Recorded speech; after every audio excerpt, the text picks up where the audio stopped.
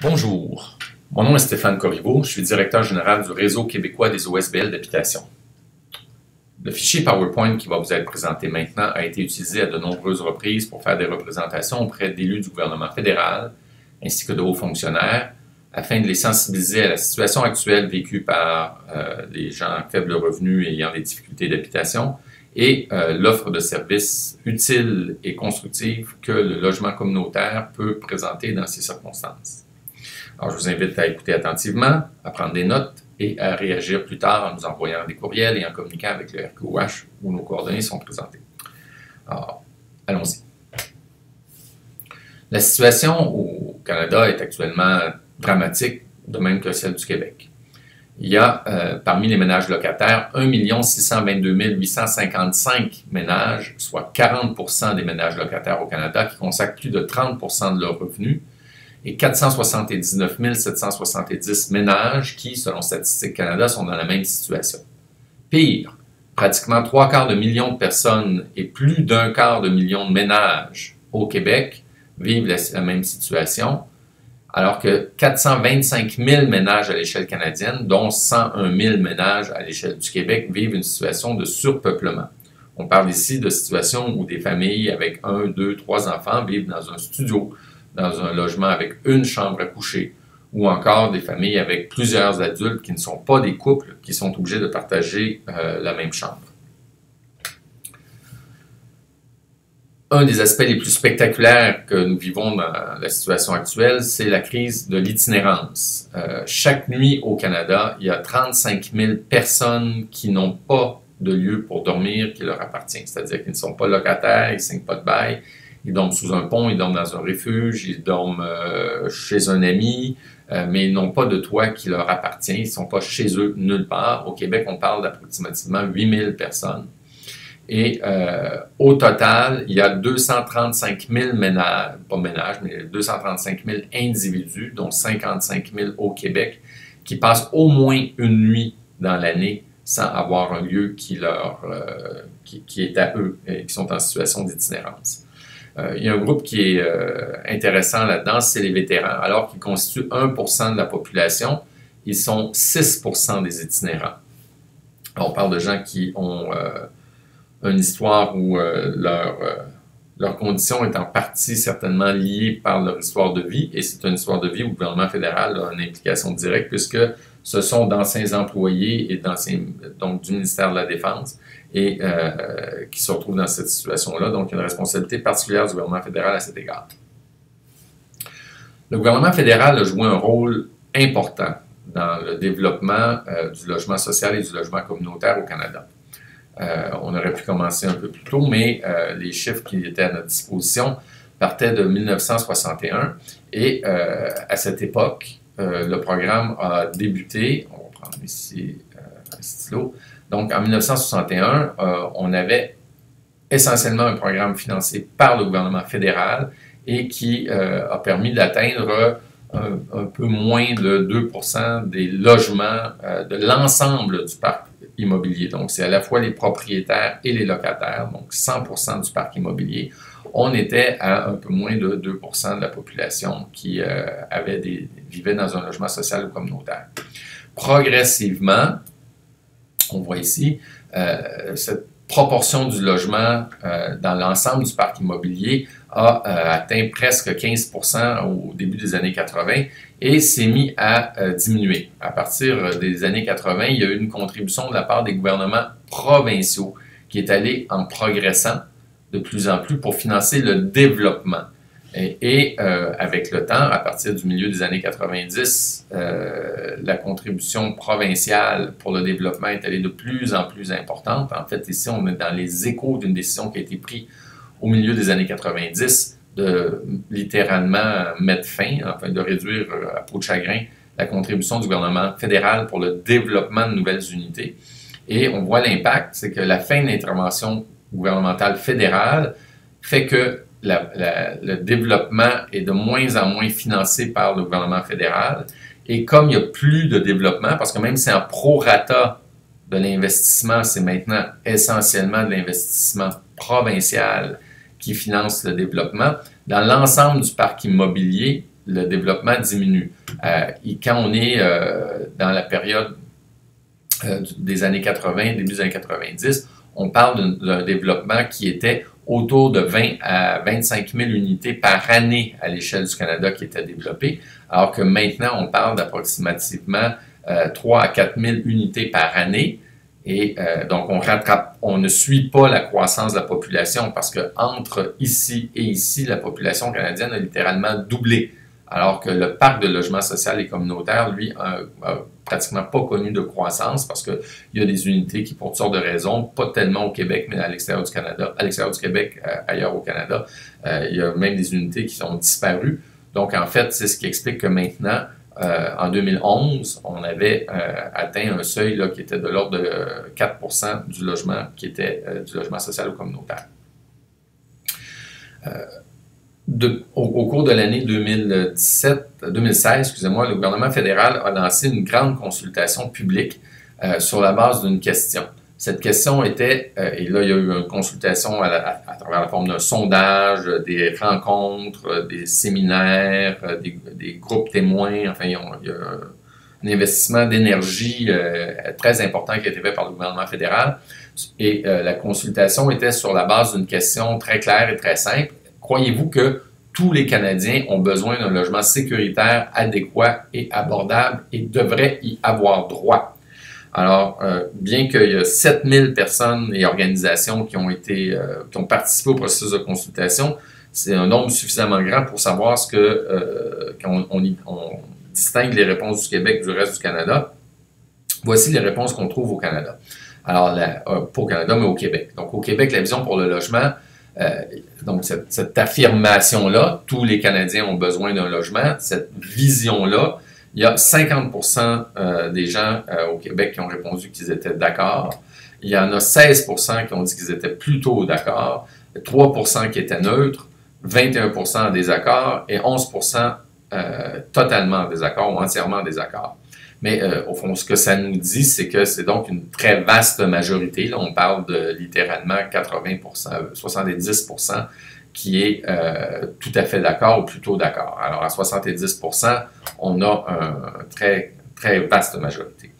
Les thèmes les plus importants dans la population, quand on leur demandait, mais comment ça s'exprime, comment ça doit se faire,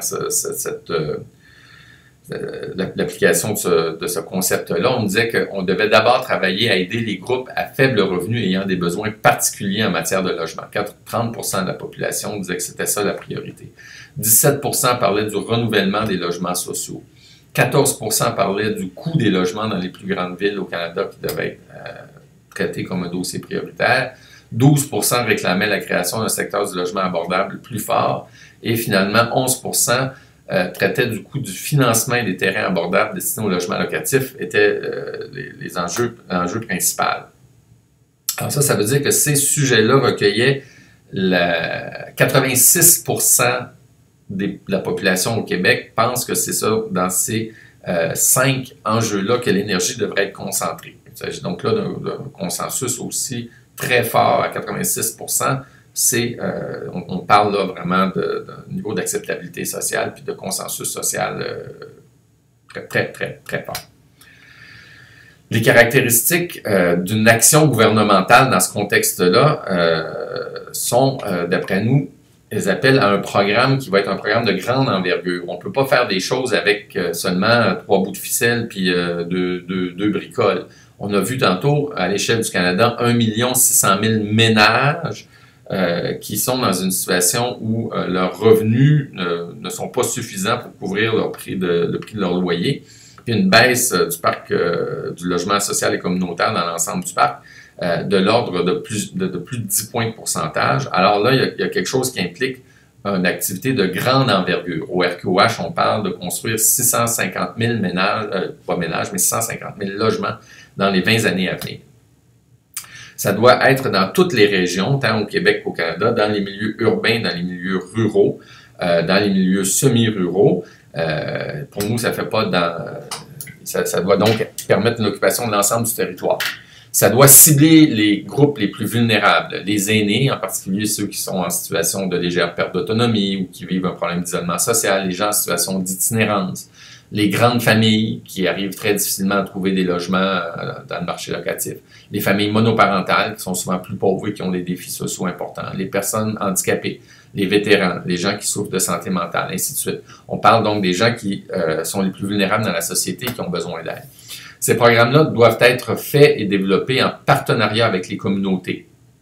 On parle de groupes communautaires qui ont une sensibilité forte et une préoccupation sociale pour améliorer les choses. Alors, on ne souhaite pas nécessairement une implication, le développement d'un monstre bureaucratique qui va faire des projets de milliers d'unités sur un même territoire, se concentrer en un seul endroit. On parle de projets d'une taille intéressante et qui sont faits avec les communautés, et qui sont gérés et développés par ces communautés-là. Et le programme que le gouvernement fédéral va faire doit exiger des résultats concrets et ciblés de la part des partenaires. Ce que ça veut dire, c'est que le gouvernement canadien ne fera probablement pas lui-même la construction des logements, mais il va s'associer avec des groupes communautaires, il va s'associer avec des municipalités, il va s'associer avec des autorités provinciales, le gouvernement du Québec au Québec ou la Société d'habitation du Québec, ainsi de suite. Et donc, c'est pas juste un transfert d'argent, mais ce transfert d'argent-là doit, à notre avis, être associé à des exigences de résultats concrets et ciblés en termes de, par exemple, de nombre d'unités, en termes de population cible, ainsi de suite.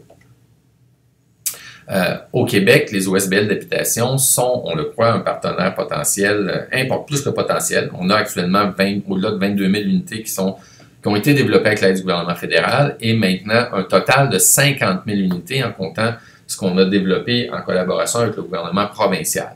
Il y a aussi des unités qui ont été développées hors programme, elles sont importantes, même si le nombre est plus modeste là, sur l'ensemble de 50 000, on parle d'à peu près 5 à 6 000 unités. Donc, on a déjà fait notre preuve. On est présent dans 450 municipalités à travers le territoire du Québec. Il y a l'ensemble de ces logements-là représente un actif d'une valeur consolidée de 5 milliards de dollars. C'est donc un levier économique important tant à l'échelle de chaque communauté qu'à l'échelle de l'ensemble de l'économie du Québec.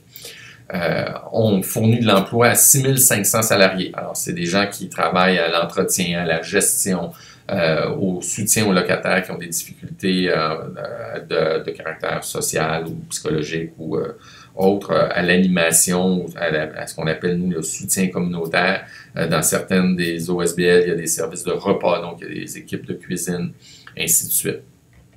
Et il y a au total approximativement 10 000 bénévoles qui font que ce secteur-là fonctionne. Des bénévoles qui jouent un rôle actif à la fois dans l'administration, la gestion, l'interaction avec les locataires, dans le travail de représentation et qui sont le cœur qui bat dans notre travail et qui font qu'on ait une force sociale significative. Sur le terrain, les objectifs que le gouvernement fédéral devrait se donner devrait être en premier lieu de protéger le parc existant. Pourquoi est-ce qu'on soulève cette préoccupation-là? C'est qu'on a vu tout à l'heure, on a quand même développé plusieurs dizaines de milliers d'unités depuis les années 60. En fait, à l'échelle du Canada, on a développé toute forme de tenure confondue, logement social, que ce soit en HLM, en coop ou en OSBL d'habitation, presque 600 000 unités de logement. Ces unités de logement-là commencent à être vieilles. Il y en a qui ont maintenant 50 ans et plusieurs ont besoin d'un coup de pouce pour se refinancer, pour prendre de nouvelles hypothèques, pour être capable de faire des travaux de rénovation, de mise à niveau des nouveaux standards en termes de construction, en termes du parc immobilier, mais aussi beaucoup de locataires qui jusqu'à maintenant recevaient de l'aide de la part du gouvernement fédéral et cette aide-là est programmée pour arriver à échéance pour ne plus exister dans les mois et les années qui viennent. Alors, on pense que c'est une mauvaise décision qui a été prise par les gouvernements antérieurs et qui doit être corrigée. Il doit y avoir un maintien de l'aide aux locataires à faible revenu dans nos immeubles. Mais protéger le parc existant, c'est essentiel et c'est la première ligne parce qu'on ne réglera pas le problème. Si on ne protège pas notre parc, on va accroître le problème. Mais il faut répondre davantage aux besoins qui ont été exprimés. Hein. La population du Canada a doublé alors qu'on n'a pas augmenté pratiquement le nombre d'unités de logements sociaux et communautaires au Québec. Alors, il faut faire du développement.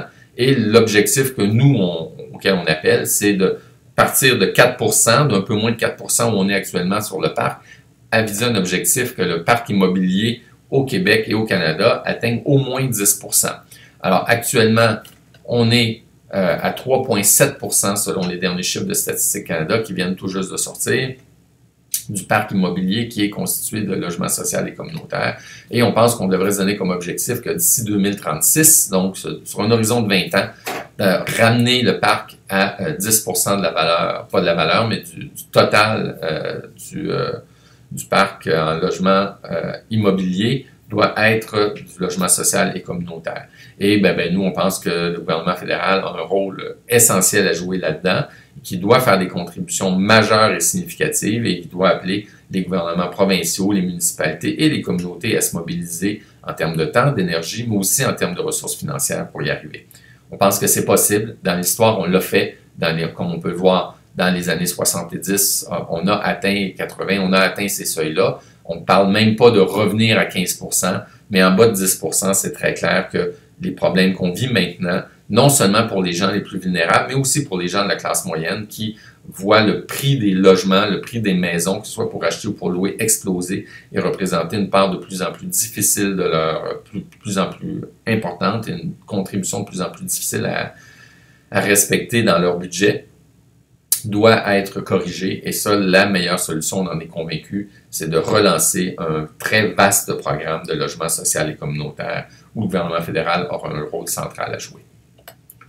Alors, on rappelle, maintenir l'aide aux locataires à faible revenu, offrir un financement et du crédit adapté pour la rénovation du parc existant et augmenter le parc à 10%. Et puis évidemment, il y a un dernier élément qui est il faut soutenir la société civile. Ça se fait comment? Mais ça se fait en finançant de la recherche. Ça se fait en appuyant des mandats de réalisation et de gestion, en confiant ça à des organisations comme le RQOH, comme l'Association canadienne en rénovation et d'habitation urbaine, comme des autres organisations là, qui travaillent dans le domaine du logement social et communautaire, parce que c'est nous qui faisons vivre ce parc-là, et c'est non seulement qu'ils le faisons vivre au jour le jour, mais ce qu'on n'a peut-être pas assez mis en exergue dans la présentation avant, c'est que les organisations locales trouvent le financement pour au-delà de 50% du coût de construction et au-delà de 80-90% des coûts de fonctionnement de nos organisations, des logements qui sont développés.